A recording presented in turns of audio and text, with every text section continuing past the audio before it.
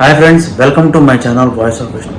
Friends, మీకు తెలిసిందే కదా, ఈరోజు India versus New Zealand ICC champion trophy final జరుగుతుంది. ఈ 10 రోజులు ఈ 2 వీక్స్ జరిగిన టోర్నమెంట్కి ఇది ఫైనల్ స్టేజ్. ఒకవేళ ఇండియాకి ఓడిపోయి ఉంటే పాకిస్తాన్లో జరిగే ఫైనల్, కానీ ఇప్పుడు దుబాయ్లో జరుగుతుంది. అయితే ఓవరాల్గా ఈరోజు మ్యాచ్ ఫస్ట్ ఇన్నింగ్స్ అప్డేట్ ఏంటంటే, ఫస్ట్ టాస్ గెలిచిన న్యూజిలాండ్ బ్యాటింగ్ తీసుకున్న తర్వాత ఓపెనర్స్ ఒక 50 runs దాకా పార్ట్నర్షిప్ బాగానే బిల్డ్ చేశారు.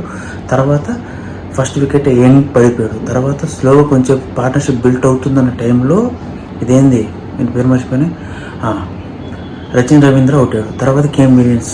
తర్వాత స్లోగా వికెట్స్ రెగ్యులర్ ఇంటర్వెల్లో పడి మ్యాచ్ని కొంచెం ట్రబుల్లో చేస్తుండగా మధ్యలో ఒక 5th wicket partnership Phillips plus Mitchell కలిసి ఒక 50 runs పార్ట్నర్షిప్ చేసి మ్యాచ్ని కొంచెం స్టడీగా తెచ్చినప్పుడు ఇది ఫిలిప్స్ క్లీన్ బౌల్డ్ అవడంతో మ్యాచ్ కొంచెం ఇంకా ట్రబుల్ అయింది. తర్వాత మళ్ళీ మిచెల్ ఇంకా మిగిలిన అందరూ కలిసి మ్యాచ్ స్లోగా డెవలప్ చేయడం స్టార్ట్ చేశారు. స్లోగా డెవలప్ చేసిన తర్వాత 200 దాటిన తర్వాత ఇంకో వికెట్ పడింది.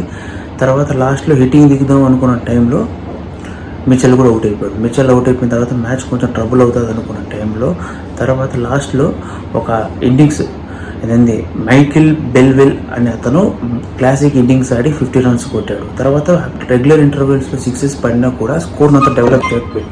అయితే ఇక్కడ చెప్పుకోవాల్సిన విషయం ఏంటంటే, ఎక్స్పెక్ట్ చేసిన స్కోర్ ఏమో 230, 240 ఉంటే దాని దాటి ఒక 10 runs పైన స్కోర్ బిల్డ్ చేశారు న్యూజిలాండ్ వాళ్ళు.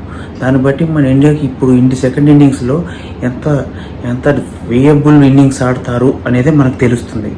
ఓవరాల్గా మన ఇన్నింగ్స్ క్లోజ్ అయ్యే టయానికి న్యూజిలాండ్ 251 క్లోజ్ మ్యాచ్ క్లోజ్ చేసింది. 7 wickets పడ్డాయి. అయితే దాంట్లో మెయిన్గా బ్రూస్ విల్ అతను మంచి ఇన్నింగ్స్ ఆడాడు. అయితే నేను గెస్ట్ చేస్తుంది ఏంటంటే, ఇండియా వాళ్ళు ఈరోజు ఖచ్చితంగా గెలుస్తారు. మేబీ 44-46 అవర్స్కి కొట్టేస్తారు అనుకుంటున్నాను. మెయిన్గా ఈరోజు రోహిత్ శర్మ కీ ప్లే చేస్తారు అనుకుంటున్నాను. రోహిత్ శర్మ ఇంకా విరాట్ కోహ్లీ. అయితే ఓవరాల్గా మ్యాచ్ గురించి మాట్లాడుకుంటే మ్యాచ్ బాగానే జరిగింది. కానీ ఒక ఫ్లా ఏంటంటే, ఇప్పుడు సెకండ్ ఇన్నింగ్స్లో ఈ స్పిన్కి అనుకూలిస్తుంది మ్యాచ్.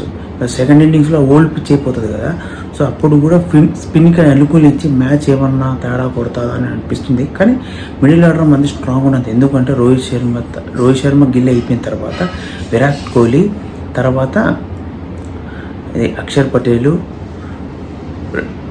హార్దిక్ పాండ్యా, ఇంకా కేఎల్ రాహుల్ ప్లస్ ఇంకా హిట్టింగ్ దిగే వాళ్ళు కూడా ఉన్నారు. అలాగా 7 to 8 దాకా మనకు బ్యాట్స్మెన్ ఉన్నా కూడా మనం కేర్ఫుల్గా వాడాలి. ఎందుకంటే ఇదే ఇన్సిడెంట్ మనకు 2019 వరల్డ్ కప్లో జరిగింది. 241 runs కొట్టారు ఎవరు, న్యూజిలాండ్ వాళ్ళు సేమ్. సో అప్పుడు మన వాళ్ళు బ్యాటింగ్ బాగుంది అనుకున్నాం, కానీ లాస్ట్లో కొంచెం తడబడి మ్యాచ్ చేతులు ఎత్తేసాం. సో అదే అట్లా నెగ్లిజెంట్ లేకుండా మనం మ్యాచ్ పర్ఫెక్ట్గా ఆడగలిగితే ఈ మ్యాచ్ మనదే అవుతుంది.